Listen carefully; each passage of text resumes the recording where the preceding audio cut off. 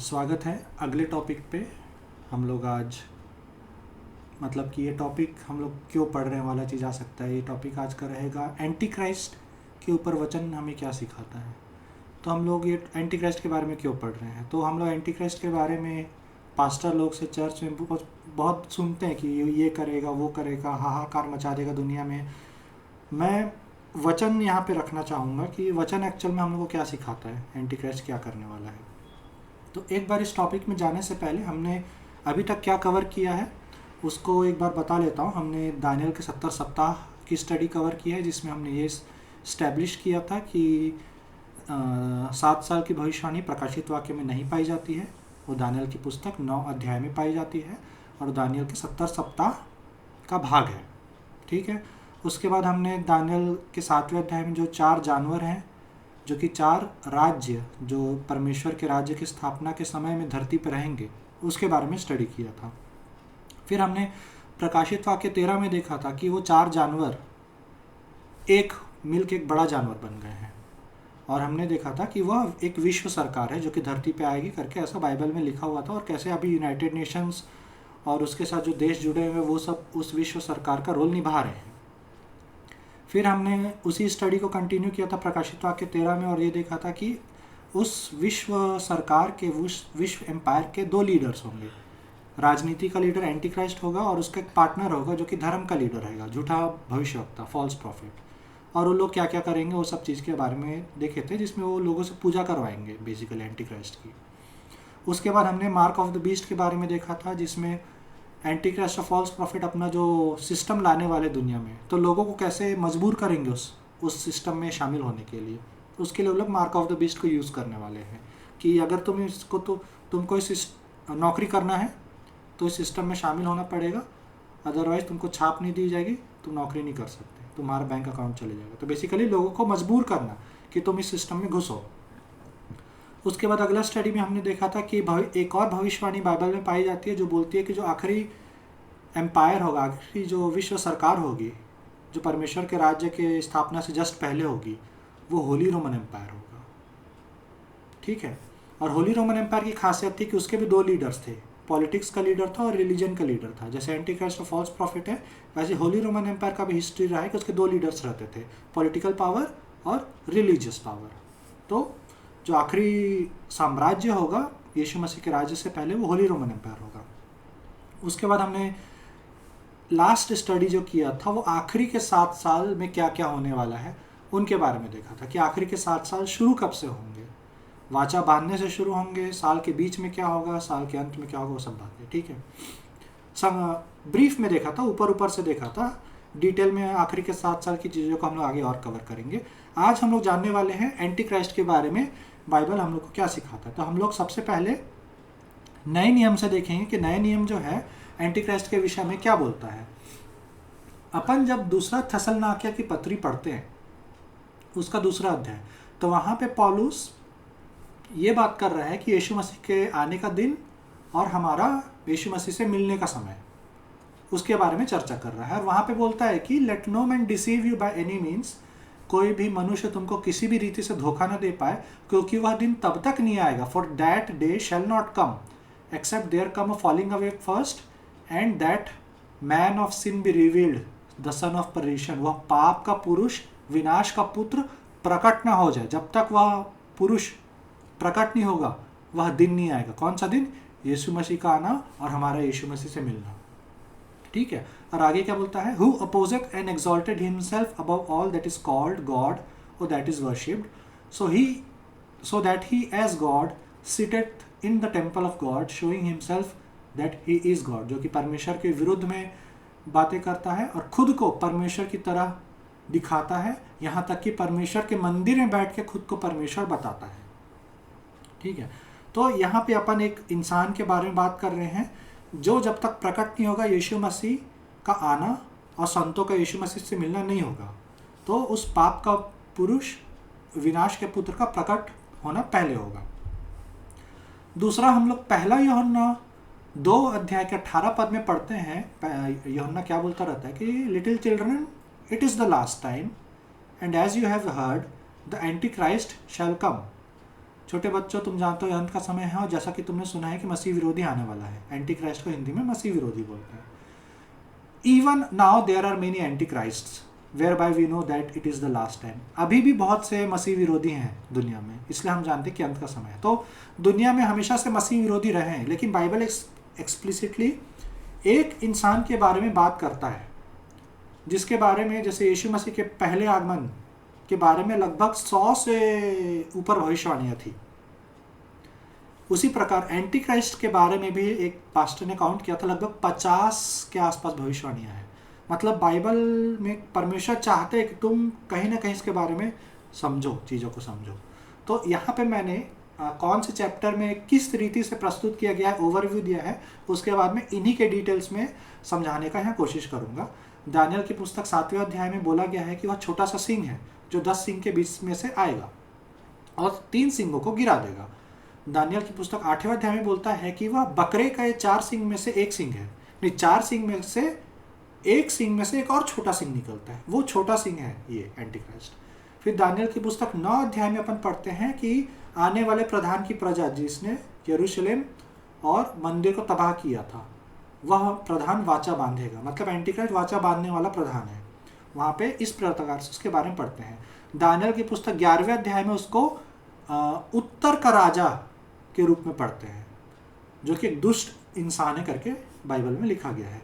दूसरा थेसलनिकैया के अभी अपन देखे थे, पाप का पुरुष, विनाश का पुत्र। पहला यूहन्ना में अपन देखते हैं मसीह विरोधी एंटी क्राइस्ट। और प्रकाशित वाक्य 11, 13, 14, 16, 17, 19 में द बीस्ट, पशु, उस नाम से अपन इस व्यक्ति के बारे में पढ़ते हैं। ठीक है, तो अब अपन इनको एक एक करके देखेंगे ये क्या क्या करने वाला है। तो पहले अपन दानियल की पुस्तक 7 अध्याय में जाएंगे, और इसमें अपन ने देखा था कि 4 राज्य थे, 4 अलग अलग जानवर थे, जिसमें एक शेर था, दूसरा भालू था, तीसरा 4 सिर वाला लेपर्ड था, और चौथा एक ऐसा भयानक जानवर था जिसको दानियल बता नहीं पाया था कि क्या चीज़ है, वो किस टाइप का है। और वो चौथा राज्य सबसे भयानक था और उसके 10 सिंह थे। और दानियल यहाँ पे बोलता है and the 10 horns out of this kingdom are 10 kings that shall rise. मतलब उस राज्य के 10 राजा होंगे, बाकी राज्य के एक राजा, लेकिन उस राज्य के 10 राजा होंगे। And another shall rise after them, उन 10 राजाओं के बाद एक और राजा आएगा। And he shall be diverse from the first, जो बाकी के पहले के राजाओं से अलग होगा। And he shall subdue 3 kings, और वह 3 राजाओं को गिरा देगा। तो अपन एंटी क्राइस्ट के बारे में क्या जानते हैं कि वो जो चौथा राज्य है जिसके 10 राजा होंगे, मतलब एक ऐसा राज्य धरती पर आने वाला है जिसके 10 प्रेसिडेंट होंगे, गवर्नर होंगे, रूलर्स होंगे, जैसा भी है ना होंगे, 10 लोग मिल के उस राज्य को चला रहे होंगे। एंटी क्राइस्ट उनके बाद में से, उनके बीच में से आएगा और 3 लोग को गिरा देगा। वो कैसे गिराएगा, राजनीति के थ्रू गिराएगा कि किसी और तरीके से गिराएगा पता नहीं, लेकिन वो 3 को गिरा के सत्ता पे आएगा। वो पहला चीज़ अपन ये जानते हैं, वो उस भयानक राज्य से होगा। और उसके बाद क्या पढ़ता है, and he shall speak great words against the most high, वह परमेश्वर के विरुद्ध बड़ी बड़ी बातें करेगा। And shall wear out the saints of the most high, वो परमेश्वर के पवित्र लोगों को पीस डालेगा, हिंदी में लिखा है ना, मारेगा, उनके साथ युद्ध करेगा। And think to change times and laws, वो व्यवस्था को बदलने की कोशिश करेगा। And they shall be given into his hand, ये सब करने की ताकत उसको दी गई रहेगी। Until a time and times and the dividing of time, Hindi में 3.5 काल डायरेक्ट लिख दिया है। 3.5 काल लिखने से यहाँ पर आप लोग को हिंदी में उतना अच्छे से समझ नहीं आएगा, क्योंकि ये time, times and dividing of time phrase दूसरी जगह भी यूज होता है। वहाँ समय, समयो और आधा समय लिखा रहता है, जिसका समय मतलब 1 साल, समय मतलब 2 साल, आधा समय मतलब आधा साल, मतलब 3.5 वर्ष है ना। तो यहाँ पे डायरेक्ट 3.5 काल लिख दिया है, तो 3.5 काल सही है। लेकिन time, times and dividing of time, या समय, समयो या आधा समय का मतलब होता है 3.5 वर्ष। तो एंटी क्राइस्ट को ये सब करने का अधिकार, कि परमेश्वर के विरुद्ध में बात करे, संतों को पीस डाले, व्यवस्था को बदलने का कोशिश करे, और ये सब चीज़ करने का उसको अधिकार 3.5 वर्ष का दिया जाएगा। 3.5 वर्ष तक वही वह कर सकता है। कई लोग ये समझते हैं, या कलीसिया में शिक्षा भी पाई जाती है कि एंटी क्राइस्ट 7 साल तक हाहाकार मचाएगा, लेकिन यहाँ जैसा अपन वचन देख सकते हैं, उसके पास ताकत 3.5 वर्ष की रहेगी। यही सेम चीज़ प्रकाशित वाक्य में भी पढ़ते हैं, जहाँ पर 42 महीने लिखा हुआ है, जो कि 3.5 वर्ष होता है। ठीक है, तो यहाँ पर अपन ने कुछ चीज़ों को स्टडी किया, अपन आगे उसको रेफर करेंगे। अब दानियल की पुस्तक 8वें अध्याय में आते हैं। 8वें अध्याय का दर्शन अपन ने स्टडी में नहीं लिया था, आप लोग व्यक्तिगत रूप में उसको पढ़ सकते हैं। बेसिकली वहाँ पर क्या है, एक मेढ़ा और एक बकरे के बीच में युद्ध होता है। पहले एक मेढ़ा आता है, ठीक है, वो हर जगह अपना हाहाकार मचाया रहता है। फिर एक बकरा आता है और वो मेढ़े से ऐसा युद्ध करता है कि मेढ़ा मर जाता है। और वो जो बकरा रहता है उसके वो उसका एक सींग रहता है जो कि मेढ़ा को हराया रहता है, और वह एक सींग जब अपनी चरम सीमा पे रहता है ताकत के, वो सींग टूट जाता है और 4 सींग उस बकरे में से निकलते हैं 4 दिशा में, मतलब पूर्व पश्चिम उत्तर दक्षिण, ठीक है। फिर उन 4 सींगों में से बाद में एक सींग आता है, वो छोटा सींग एंटी क्राइस्ट है, ठीक है। तो यहाँ पे उस छोटे सिंह के बारे में लिखा गया है। क्या लिखा गया है, या he magnified in himself even to the prince of host, है ना, वो प्रधान के, उस सेना के प्रधान तक भी बढ़ गया। And by him the daily sacrifice was taken away, इस पार्ट को मैं हाईलाइट करना चाहता हूँ। उसके द्वारा होम बलि बंद की गई थी। And the place of his sanctuary was cast down, वो जो छोटा सिंह जो एंटी क्राइस्ट है उसके द्वारा होम बलि बंद की जाएगी, अपन आगे और देखेंगे। मतलब एंटी क्राइस्ट का एक कैरेक्टर यहाँ पे ये करते हैं कि वह इजराइल के जो मंदिर रहेगा उसमें जो होम बलि होती है उसको बंद करवाएगा, ठीक है। 8 अध्याय के 23-24 पद में ही अपन आगे देखते हैं। अब पहले अपन ने देखा तो वो स्वप्न में जो लिखा था वो था, अब उस स्वप्न का एक्सप्लेनेशन दिया जा रहा था, उसमें और डिटेल दी गई है उस सिंह के बारे में। तो क्या दिया गया है, and in the latter time of their kingdom when the transgressors are come to the full, a king of fierce countenance and understanding dark sentences shall stand up। तब क्रूर दृष्टि वाला, और हिंदी में पहेली बुझाने वाला, पहेली बुझाने वाले से समझ नहीं आता पहेली बुझाने वाला क्या होता है, लेकिन इंग्लिश में देखेंगे तो फियर्स कॉन्टिनेंस मतलब क्रूर दृष्टि, भयानक दिखने वाला, एंड अंडरस्टैंडिंग डार्क सेंटेंसेस, अंधेरी बातों को समझने वाला, ऐसा राजा खड़ा होगा, है ना। मतलब ये कोई अच्छा राजा नहीं है ना। हिंदी में पहले बुझाने वाला तो अपन को समझ नहीं आएगा, इंग्लिश में अंधेरी बातों को समझने वाला, अंधकार की बातों को समझने वाला, ठीक है। एंड अगले पद में देखते हैं, and his power shall be mighty, उसकी ताकत बलवंत रहेगी but not by his own power. And he shall destroy wonderfully, वह बहुतायत से अद्भुत तरीके से मारेगा। And shall prosper and practise and destroy the mighty and holy people, वह पवित्र लोगों के समुदाय को नष्ट करेगा। मतलब यहाँ भी लिखा है कि वह पवित्र लोगों को मारेगा। 8वें अध्याय में अपन देखते हैं कि वह होम बलि को बंद करेगा जो कि इजराइल के मंदिर में हुआ करता था, और वह पवित्र लोगों को पीस डालेगा। वह एक ऐसा राजा होगा जो कि क्रूर दृष्टि वाला और अंधकार की बातों को समझने वाला। और 25 अध्याय में एक लास्ट डिटेल अपन पढ़ते हैं, इंग्लिश में बहुत अच्छा लिखा है, एंड बहुत अच्छा लिखा है मतलब थोड़ा बेटर एक्सप्लेन किया है। And through his policy also he shall cause craft to prosper in his hand, वो अपनी चतुराई के कारण उसका छल सफल होगा, मतलब चतुराई करेगा और अपना जो छल वाली नीतियां हैं उनको सफल बनाएगा। And he shall magnify himself in his heart, अपने ही दिल में अपने आप को ऊंचा उठाएगा। And by peace shall destroy many, वह शांति के द्वारा बहुतों का विनाश करेगा। हिंदी में नहीं लिखा है वैसा, वह फुलकर निडर रहते हुए बहुत लोगों का नाश करेगा। तो बहुत लोगों का नाश करेगा निडर रहते हुए ऐसा लिखा है, लेकिन इंग्लिश में bye peace shall destroy many, वह शांति के द्वारा लोगों का विनाश करेगा। मतलब कोई ऐसा लीडर नहीं रहेगा वो कि वो Saddam Hussein, Hitler, Osama bin Laden ऐसा टाइप का लीडर नहीं रहेगा जो कि टेररिस्ट में गिना जाता है। वो कोई वर्ल्ड फेमस पॉलिटिकल लीडर रहेगा जो शांति के नाम पे आया है, शांति दुनिया में विश्व शांति के लिए आया है, लेकिन वह शांति के द्वारा लोगों का विनाश करेगा, बाइबल बोलता है ना। और वह and he shall stand up against the prince of princes, वह हाकिमों के हाकिम के विरुद्ध भी खड़ा होगा, लेकिन वो फिर भी टूटेगा, मतलब वो निपटेगा, कितना भी उसके अंत में वो हारने वाला है। इसलिए इस टॉपिक का स्टार्टिंग में लिखा था कि एंटी क्राइस्ट द लूजर, हारा हुआ इंसान, ठीक है। अब अपन दानियल के 9 अध्याय में आते हैं। तो 7वें अध्याय में अपन ने देखा वह 10 राजाओं के बीच से आएगा। 8वें अध्याय में अपन ने देखा कि वह बकरे के जो 4 सींग थे, उत्तर दक्षिण पूर्व पश्चिम, उसमें से एक सींग में से निकला हुआ सींग है वो। मतलब वो मेढ़ा जो था पर्शियन एम्पायर था, बकरा जो था ग्रीस एम्पायर था, उसका जो पहला सींग था अलेक्जेंडर द ग्रेट था, सिकंदर महान था। सिकंदर महान जब हारा था तो उसका राज्य 4 भागों में बढ़ चुका था, ये हिस्ट्री में है अपने पास। बाइबल बोलता है उन राज्यों के आखिरी के दिनों में उत्तर के राज्य से एंटी क्राइस्ट आने वाला है, जहाँ तक कि अंडरस्टैंडिंग है अभी की अपन। आप लोग दानियल की पुस्तक को पढ़िएगा तो 8वां अध्याय और 11वें अध्याय को कंपेयर करेंगे ना, तो आपको समझ में आएगा कि उन 4 राज्यों की जब बात हो रही थी तो उत्तर के राज्य से एंटी क्राइस्ट आने वाला है। He is the king of the north, उत्तर का राजा है वो, ठीक है। तो 11 अध्याय में जाने से पहले 9 अध्याय में अपन देखते हैं एंटी क्राइस्ट के बारे में क्या बोलता है।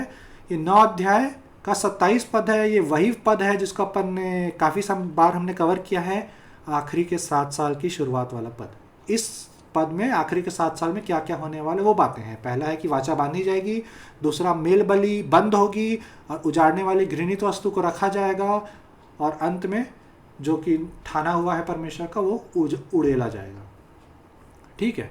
तो यहाँ पे अपन एंटी क्राइस्ट के बारे में 2 चीज़ें पढ़ते हैं। पहला क्या, he shall confirm the covenant with many for 1 week, वह प्रधान बहुतों के साथ एक वाचा को बांधेगा। अपन ने पिछली स्टडी में देखा था कि वाचा क्या है, इजराइल का जमीन, यरूशलेम पर कंट्रोल, और पवित्र पर्वत जो है जहाँ पे इजराइल का मंदिर हुआ करता था उस पर किसका अधिकार है। वहाँ ऑलरेडी एक मस्जिद है, तो वहाँ मस्जिद को रखना है कि इजराइल का मंदिर बनना है कि दोनों को आजू बाजू में रहना है। तो इन 3 मुद्दों पे फैसला होना है उस अग्रीमेंट में, और एंटी क्राइस्ट उस मीटिंग को कंफर्म करेगा।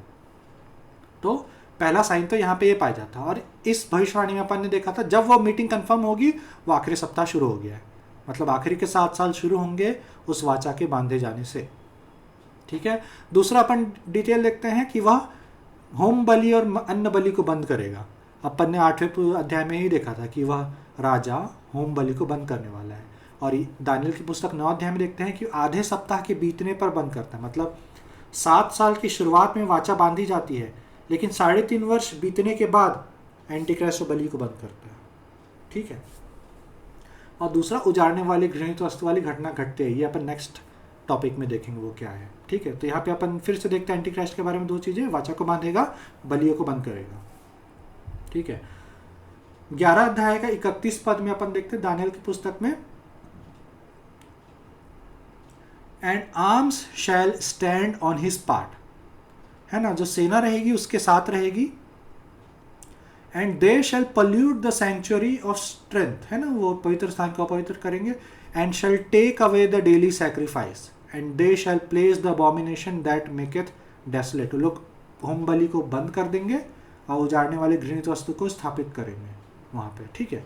तो यहाँ भी अपन देखते हैं कि सेना उसके साथ रहेगी, है ना, वो पवित्र स्थान को दूषित कर देगा और होम बलि को बंद कर देगा। तो एंटी क्राइस्ट के विषय में अपन देखते हैं। और 11वां अध्याय को पढ़ोगे तो पूरा 11वां अध्याय अलेक्जेंडर के एम्पायर के विभाजन से स्टार्ट होता है, फिर king of the north, king of the south, उत्तर और दक्षिण के राजा के बीच में जो युद्ध चल रहा है, लड़ाई, उसके बारे में आता है। फिर 21 पद आसपास से आखिरी राजा जो स्टार्ट होता है, जो इस अध्याय के आखिरी तक है, वही राजा यहाँ पे है।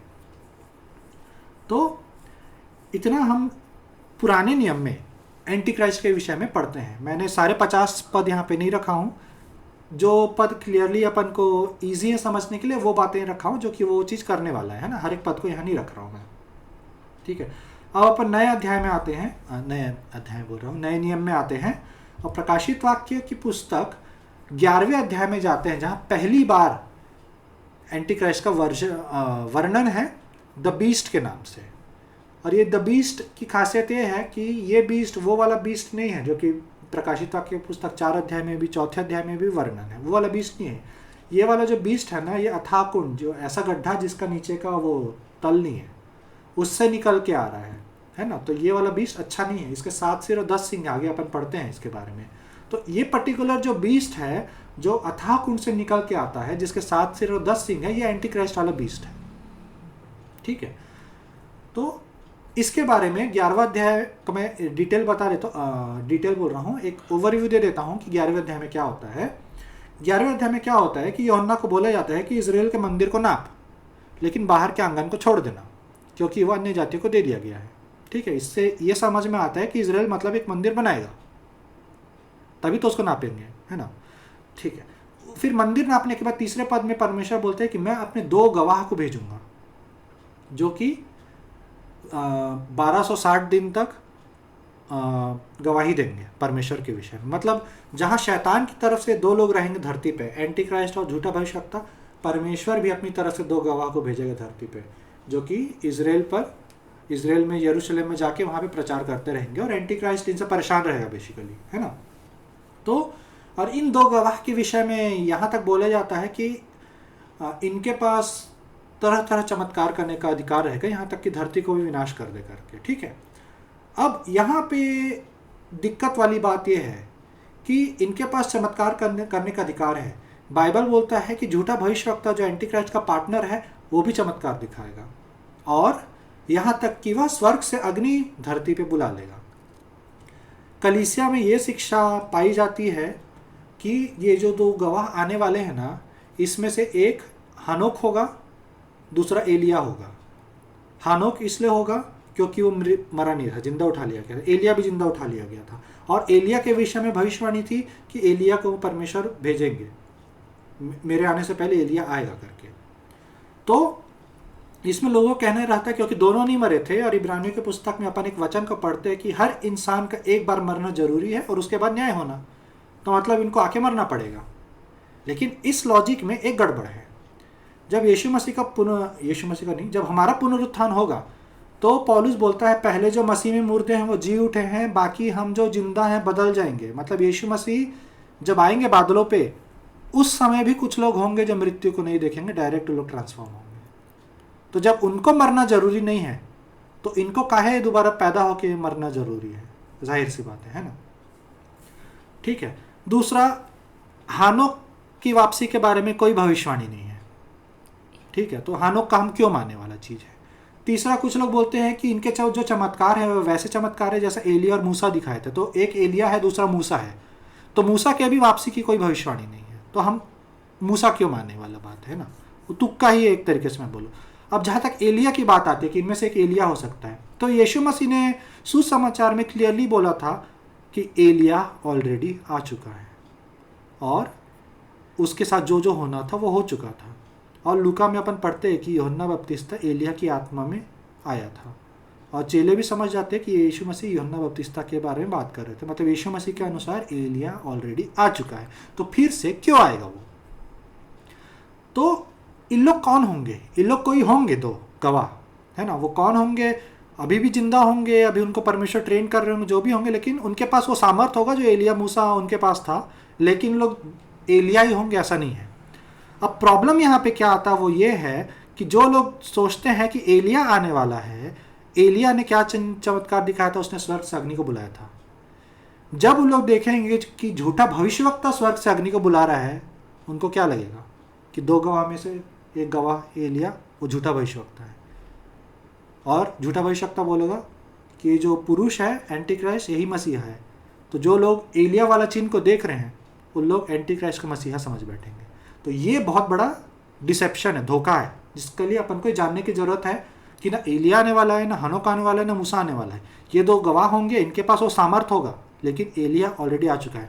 और जो स्वर्ग से अग्नि बुलाएगा वो चमत्कार नहीं होगा। यीशु मसीह बोले जब मनुष्य का पुत्र आएगा तो है ना, ईस्ट से वेस्ट, उत्तर से दक्षिण, जैसे बिजली चमकती है सब जगह दिखाई देता है, वैसे तुमको पता चलेगा।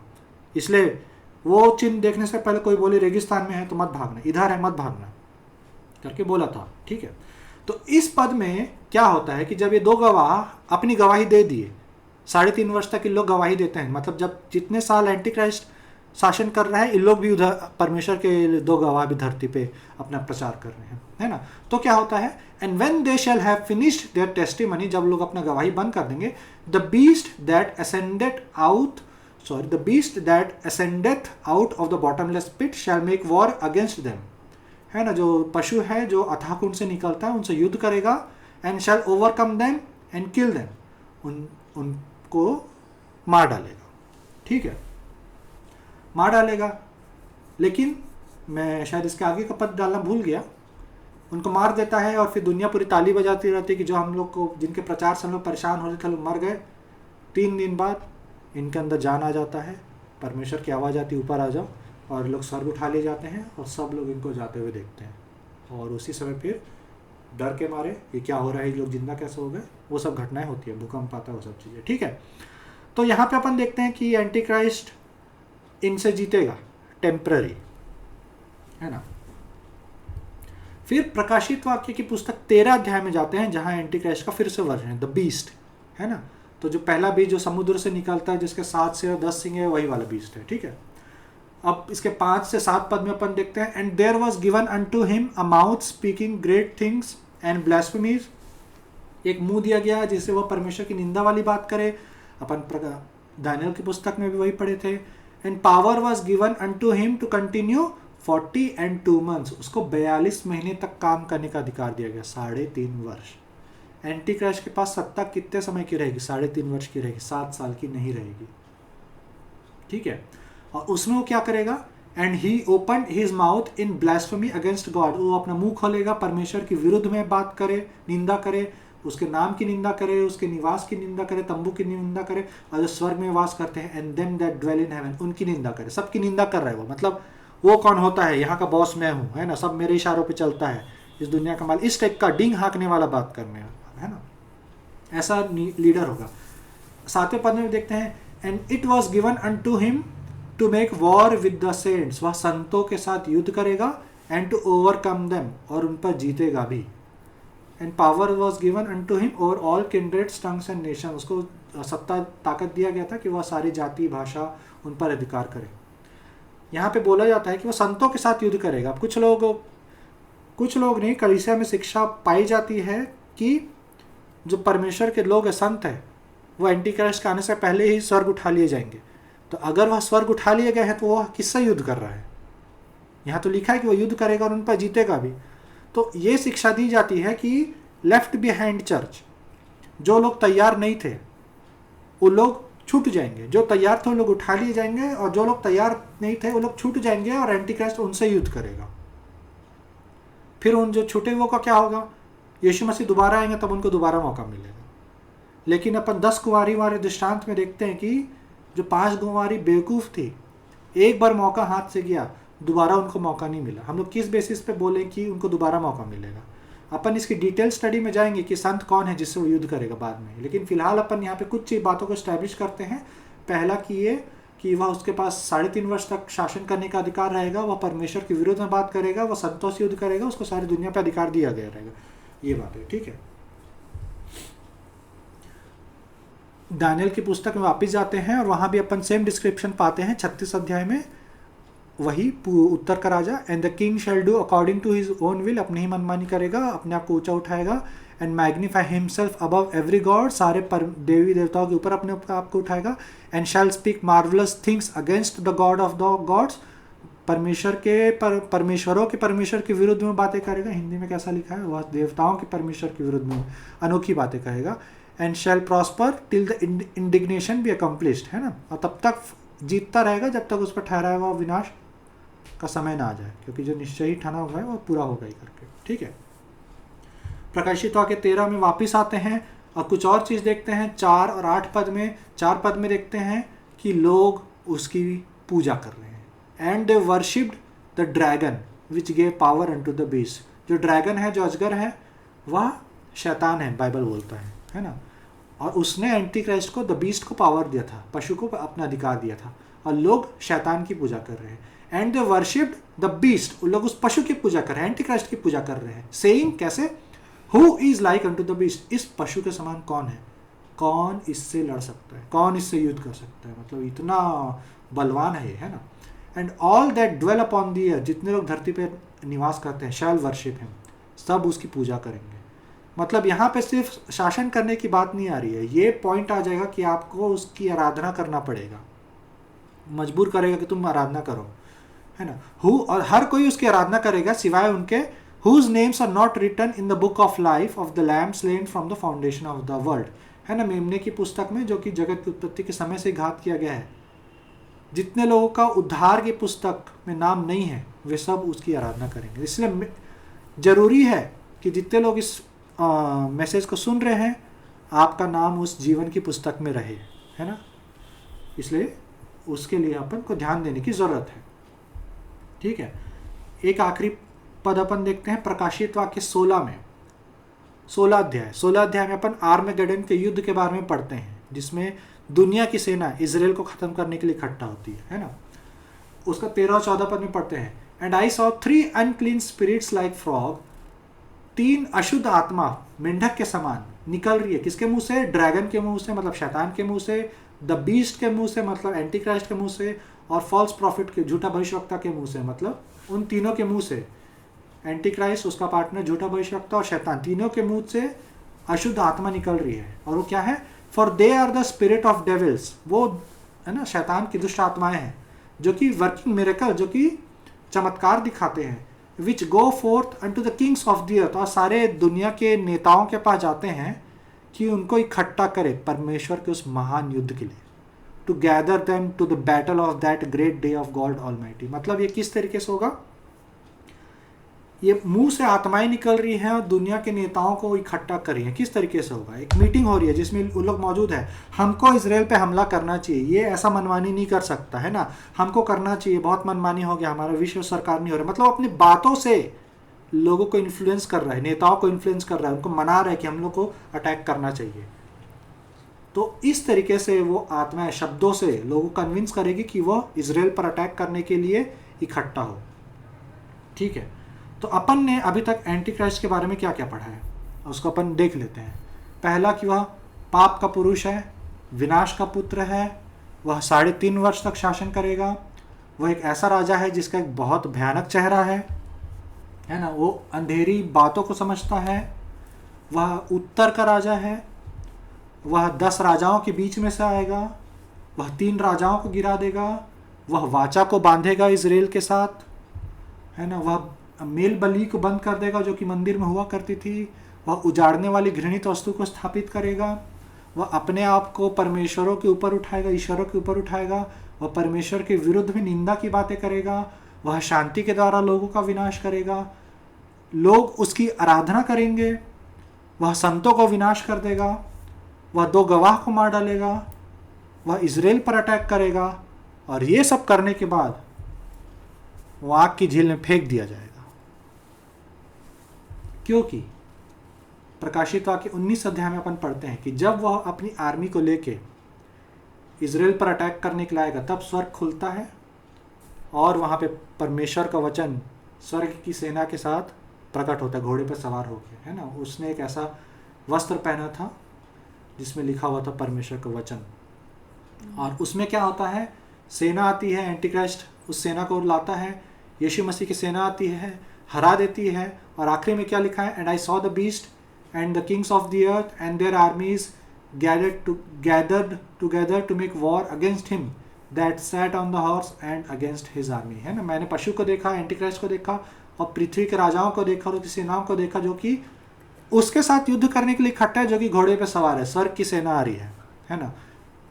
युद्ध करने निकले था। उन लोग सोच रहे होंगे एलियन आ गए, लेकिन एक्चुअल में यीशु मसीह अपने संतों के साथ आए हुए हैं। और अगला ही पद में युद्ध का कुछ नहीं लिखा है, सीधे लिखा है कि उनका जो लीडर एंटी क्राइस्ट, उसको क्या किया जाता है? And the beast was taken, Antichrist को ले लिया जाता है, and with him the false prophet, और उसका जो पार्टनर है झूठा भविष्यवक्ता, उसको ले लिया जाता है, that brought miracles before him, जो कि चमत्कार करता था, with which he deceived them that had the mark of the beast, उनसे उनको धोखा देता था जिनके पास पशु की छाप थी। इन दोनों को उठा के आग की झील में जिंदा डाल दिया जाता है। ये इंटरेस्टिंग बात है। आग की झील अगर पता नहीं है क्या है, नरक दूसरी मृत्यु नहीं है, लोग अभी नरक में हैं। मैं किंग जेम्स वर्जन का ट्रांसलेशन से बता रहा हूँ, लोग अभी नरक में हैं। जो लोग के पास अपनी पाप की कीमत चुकाने के लिए कोई वो नहीं है, जरिया नहीं है, उन लोगों को नरक में पनिशमेंट है उनका। जिनके पास पाप की कीमत चुकाने वाला जरिया है, जो कि यीशु मसीह का उद्धार है, जिसने कीमत चुकाई है, उन लोगों को नरक जाने की ज़रूरत नहीं है, क्योंकि उनकी पापों की कीमत चुका दी गई है ना, इसलिए लोग बच गए हैं। लेकिन जिनके पास वो कीमत चुकाने के लिए नहीं है साधन, उन लोग को नरक में रखा जा रहा है। नरक टेम्पररी जगह है पनिशमेंट की। ये सब होने के बाद यीशु मसीह 1000 साल तक धरती पर शासन करेंगे। उसके बाद एक न्याय होगा, है ना, अंतिम न्याय। वहाँ पे नरक में जितने लोग मरे हुए उन सबको परमेश्वर के सिंहासन के सामने रखा जाएगा, और हर एक का एक एक करके न्याय लिया जाएगा। हर एक शब्द आपने जो बोला है, हर एक काम जो आपने किया है, उन सब का हिसाब आपको देना पड़ेगा। कि किसी को बोले अरे गधा, अरे पागल, बेवकूफ़ कहीं का, गाली बक दिया, या बोला मैं आ रहा हूँ और आए नहीं, मैं दे रहा हूँ दिया नहीं, जो भी आपने किया है, आपने जो भी काम धार्मिकता का काम किया है उसके हिसाब से न्याय होगा। अधर्म का क्या काम किया है उसका हिसाब आपको परमेश्वर के सामने देना पड़ेगा। और जो उसमें खरा नहीं उतरेगा परमेश्वर के सामने, वो सबको उठा के नरक से उठा के आग की झील में फेंका जाएगा। आग की झील में अभी तक किसी को नहीं डाला गया है, न्याय के बाद ही आग की झील में डाला जाएगा। यहाँ तक कि शैतान को भी आग की झील में नहीं डाला जाता है। शैतान को यीशु मसीह के शासन 1000 साल के शासन के बाद शैतान को आग की झील में डाला जाता है। लेकिन मज़ेदार बात यह है कि ये दोनों को, एंटी क्राइस्ट और उसके झूठा भविष्यवक्ता को, पार्टनर को, न्याय से पहले 1000 साल से पहले सबसे पहले इन दोनों को आग की झील में डाल दिया जाता है। मतलब शैतान से पहले इनको डाल दिया गया है। शैतान को तो 1000 साल बाद डाला जाएगा, इनको तो स्टार्टिंग में ही डाल दिया गया। जैसे ये यीशु मसीह है, उठा के इनका न्याय नहीं करना, चुपचाप इनको डालो। मतलब इनका न्याय करने की भी ज़रूरत नहीं है, इनका हिसाब इनको डालो, ये लोग इसी के लिए बने हैं टाइप का।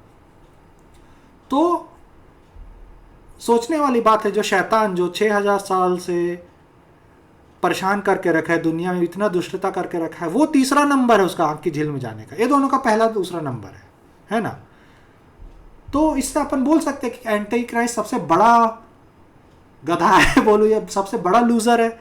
वो इतना सब कुछ कर लेगा, सबको हरा देगा, सबको सब पे हाहाकार कर लेगा, पूरी दुनिया जीत लेगा, और अंत में परमेश्वर उसका न्याय तक नहीं करेंगे, आएंगे लड़ेंगे भी नहीं उससे, चुपचाप उसको उठा के डाल देंगे। तो उसका पूरी दुनिया जीतने, सब पर हाहाकार दंगा वो सब करने का क्या मतलब हो, जब वह अंत में हार जाएगा परमेश्वर के सामने। तो यही था आज का टॉपिक, कि हम लोग समझें कि एंटी क्राइस्ट आएगा और क्या क्या करने वाला है। अपन ने वो चीज़ों को लिस्ट आउट किया था, लेकिन डरने की ज़रूरत नहीं है, क्योंकि वह हारने वाला है, बुरी तरीके से हारने वाला है। हर एक दुष्ट का न्याय करेंगे परमेश्वर, लेकिन उसका तो न्याय तक नहीं करेंगे, उसको डायरेक्ट पनिशमेंट। तो आज का टॉपिक ये था, जिसमें अपन ने देखा एंटी क्राइस्ट के विषय में क्या क्या चीज़ें पाई जाती हैं,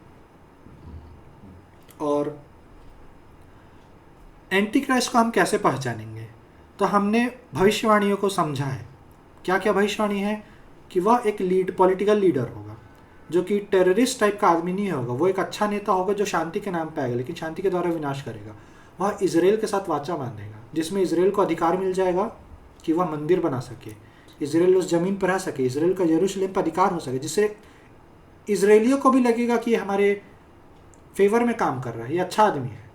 लेकिन 3.5 वर्ष के बाद उनको समझ में आएगा कि ये अपने आप को मसीहा बता रहे, ये अच्छा आदमी नहीं है। बलियों को बंद करेगा, मेल बलि अन्न बलि को बंद करेगा, उजाड़ने वाली घटना को स्थापित करेगा। ये उजाड़ने वाली घटना क्या है, इसको अपन नेक्स्ट टॉपिक में देखेंगे, बहुत इंपॉर्टेंट बात है ये।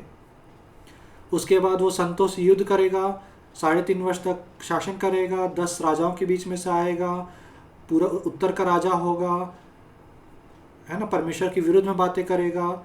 ये सब बातें अपन लोग उसकी पूजा करेंगे, है ना। तो ये सब चीज़ जान रहे हैं, लेकिन अंत में हारेगा वो। तो जिस आदमी के ऊपर ये सारे चिन्ह अपन देखेंगे, हम समझ जाएंगे कि वो एंटी क्राइस्ट है ना। तो अपन को क्या अनजाने नहीं रहना है, परमेश्वर का वचन हमें ये बातें लिखी हुई है। तो अपन को भविष्यवाणी, आज अपन ने देखा, उन वचनों को रखा और समझा कि वो जो आदमी इन सारी कंडीशंस को पूरा कर रहा है वही एंटी क्राइस्ट है। तो उसके पीछे मत जाइएगा, है ना, परमेश्वर के तरफ ही रहिएगा और स्टैंड लीजिएगा। अब इसमें कुछ लोग का पॉइंट ये आ सकता है कि हम लोग तो ये एंटी क्राइस्ट के आने से पहले ही उठा लिए जाएंगे, तो हमको टेंशन लेने की क्या ज़रूरत है। तो उसका आंसर अपन आगे कवर करेंगे, आज की वीडियो में कवर नहीं करेंगे। आज की वीडियो को यहीं ख़त्म करते हैं, और उम्मीद करते हैं कि इस वचन के द्वारा परमेश्वर आप लोग को आशीष दे। सबको जय मसीह की।